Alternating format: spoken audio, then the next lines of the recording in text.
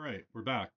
And here we're going to talk about this workflow right here, which is a wedging workflow for pyrosims. So what we're going to do is we have this wedge operator. We've set the wedge count to 3, and we're going to alter the disturbance on the pyrosim. And we're going to basically set each of those 3 values between a range of 0 and 20. So there'll be one pyrosim with no disturbance. The value will be set to 0, another with the disturbance set to 10, and another one set to 20. We can take a look at the work items on or the attributes rather, on the work items, and we have disturbance set to 0, 10, and 20, as we'd expect. So the idea here is we want to have a different simulation with a different disturbance value for each of our sims. And the reason why we want to do this is we have to do a pyrosim, and we're not quite sure what disturbance value is going to be the best one.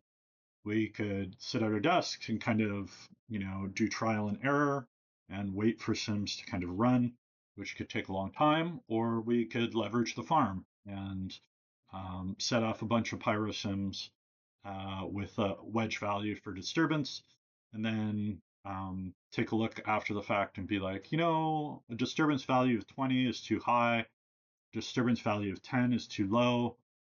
I'll split the difference and do something in the middle. Yeah, so that's the kind of advantage of using the wedge operator. One of the advantages.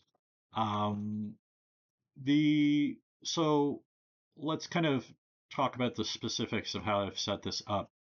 You'll notice that I've specified a target parameter, and I've turned on overwrite target parameter on work item selection in the viewport.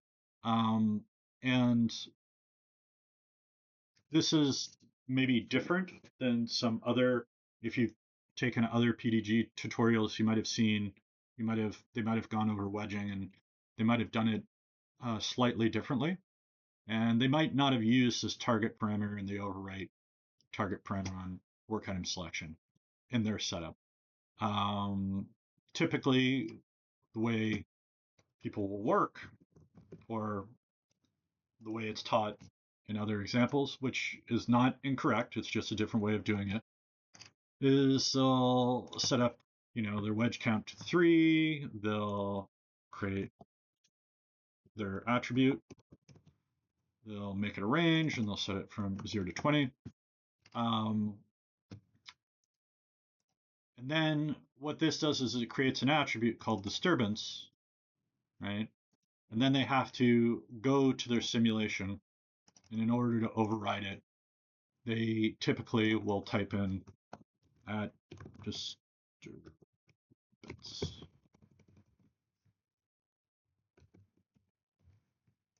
And that it will be overridden by that attribute. So here it's set to 10. If we go back, to our operator here, and we select this last work item with a value of 20. And we go back to our pyrosim, you'll see that the disturbance is now set to 20. It's being overridden with this attribute. And while this certainly works and is legitimate, the thing I dislike about it is after you've done your wedging and looked at your results and be like, yeah, a disturbance of 10 is too low, a disturbance of 20 is too high, I'm going to pick 15. You have to remember to come back to this parameter, delete the channel, and then manually, enter the value you want. Let's just say it's 16, right? And the thing is, we're all human, so we sometimes forget to do that. In this particular example, we're just wedging one value. You can be wedging multiple values. And you have to remember to, remove the attribute override and all those parameters, and it can get messy.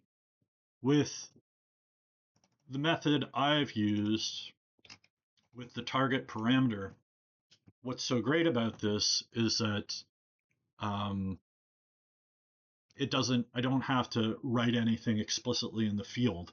It will just um, override the field. And, you know, it overrides the field while I have the work item selected. So, here it's overriding it. But if I, take my deselect the work item and go take a look at the parameter, it goes back to the value that I set previously, right? So 15.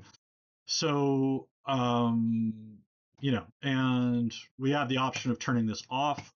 And now if I select a work item and go, it's not going to override it interactively. But when I execute the top graph and it renders on the farm or, whatever on my local scheduler, then it will overwrite these parameters. This is really great for like debugging because I can turn this on, go check out where it is that I want, the override to happen, and then come back here and, turn it off. So, which is really nice. Okay. So that's the workflow I like to use. You can decide which way works best for you, but I think working with the target parameter has some of its benefits. Okay, so the next step that we have to look at is at the range generation step. So we have 3 work items, but we don't want to render out 3 frames. We want to render out 50 frames for each work item. And that's where range generate comes in. So if I dirty and cook this, you can see that we now have 150 work items, so 3 times 50. And if I select one of these work items, you can see it makes this range attribute, right, with values going from, or, specifying the range. So that's good and important. And then down here, I'm making an attribute called myFrame. And what this basically is doing is basically creating like a frame number for whatever work item I have selected. So we have, um, 3 different simulations that are going to run from 0 to 50. I'm using a modulus operator with PDG index. PDG index is basically an integer referring to each of the unique, it's like a ID for each of the work items from the incoming node. And using modulus 50 basically means that I have values going from 0 to 49 for each of my separate wedged values. So it's basically acting like a frame number. Then if we come down here and cook this, this is a wedge operator again, but the wedge count is set to 1. So what I'm doing here is I'm not like wedging values in a traditional way, but I'm using the wedge operator to override particular parameters. And so what I want to override is I want to override the file output for my file cache, right? So here, this is the file parameter, the string parameter I want to override. And if we take a look at what I want to override it to, this is the string that I want to use to override it. I'm renaming the file to wedge disturbance, and I have, the disturbance value from the wedge operator that I made upstream. That's being used in the file name and my frame. And so if we select one of these work items, let's maybe pick this one and go take a look at the parameter, you can see that, yes, indeed, it is being overridden. So wedge, disturbance 10, and the frame number, which is great. Okay. So I'm doing a similar thing for my volume lop that's reading in the volume. I'm making sure that it's reading in the right file. So the idea here is I want to make sure when I'm wedging that I'm writing out my volumes to separate files with a separate and distinct file name from my, hero. We can call it the hero setup, or, what is going to be my final setup. So, this value. So that's the idea. So we want, when we're wedging, we want it to be creating completely separate volumes, and we want it to be creating completely separate images. And one of the great things about doing that is, once you've wedged a value and figured out what value of disturbance you want, you can delete all these pyrosims and you can delete all the rendered images. And while still preserving whatever hero volumes you have. So yeah, so that's the next step. So that works out great. And then here we have our simulation node, which we should be familiar with from before. We have our ROP-USD node, and then we have our render node here, which is going to actually render the image. So I'm just going to kind of cook from here and talk to you as I do. So the actually, you know what? I'm just going to execute this from the very bottom. Cook. Groovy. So this, is the same as the ROP fetch over here, with the exception of we have one slight difference. And that's in this tab here called output files. And in this output file, I am specifying the name of the file that I'm outputting. Now, this is, you may be saying, okay, like, why are we doing that? Because didn't we do that already up here? Like with this wedge node, you're using this wedge node to override, the file name on the file cache node. So why are we doing this twice? Isn't that redundant? So, and it's not, and I'll explain why.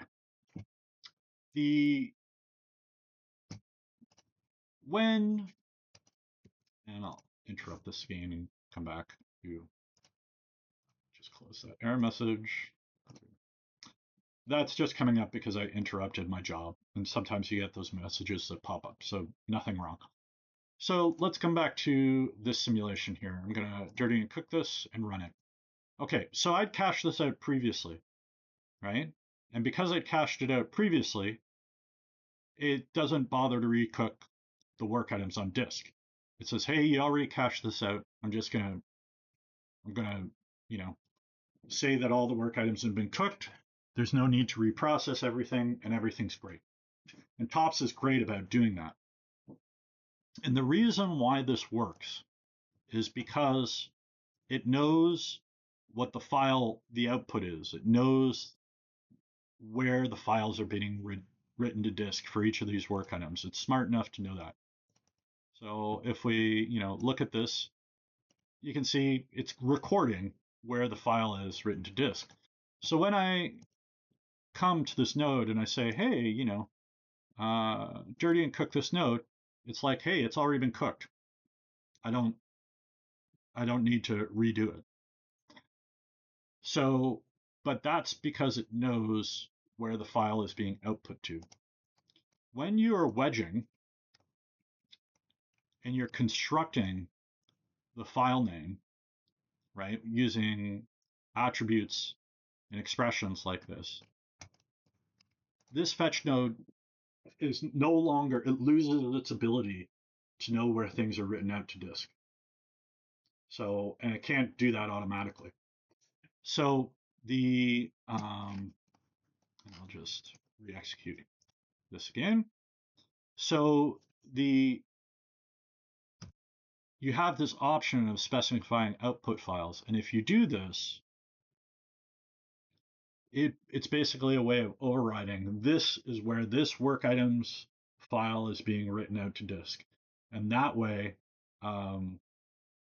PDG can check and be like, oh yeah, it's written out to disk at this particular location. And because it's written out to disk at that particular location, it can verify that it's there. And then when you go to recook, it no longer needs to reprocess the node. So yeah, that's basically why that's there. And that's a small little change.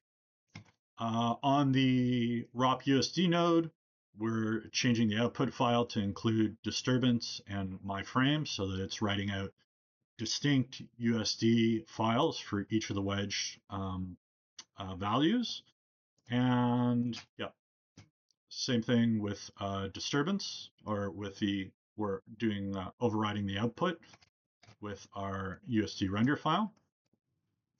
And then I have a couple other nodes down here that I'm using kind of for convenience. So I'll just, yeah, walk you through these. So open image IO. Again, I have to specify where it's outputting to. And I'm using disturbance and the frame number to kind of control that. And then I'm just using a string. And so what I'm doing is I'm overlaying some text on the image. That way, when I'm looking at the image, I can know what, for this image, it's using this disturbance value, which is very convenient. Then I'm using a partition by frame. And the partition by frame is basically saying I have, I'm rendering 150 frames. Each of those 150 frames represents a range between frame ranges between 0 and 49. There are 3 frame ranges between 0 and 49. So this is basically condensing that by that frame range. And then I'm using image magic to make a mosaic. So basically let's take frame 10. You'll have frame 10 with a disturbance value of 0, frame 10 with a disturbance value of 1, and frame 10 with a disturbance value of 20. I want to basically combine those 3 images into one image so I can see them all at once. And then I have wait for all. Once all of those have been completed and amalgamated into one image for each of the 3 individual images, I turn it into a video. So yeah, that's basically how that works. And I'm gonna escape out of this and I'll just recook from the beginning so you can kind of see the whole thing working. Again, I'll close up these error messages and I'll come down here, go dirty and cook, and have it execute. So yeah, as it completes, this will pick up. Remember that this is in batches of 10, so 10 frames of the sim have to have completed for this to get picked up. Once those complete, the render will start executing. And then OpenImage.io will kind of overlay text, and we partition by frame. So we go from 150 frames to 50, because remember we have for one frame number, we have 3 different images. So we kind of want to amalgamate those into one. So we have 50, running it through ImageMagick. You'll want to make sure that you have ImageMagick installed if you want to run this.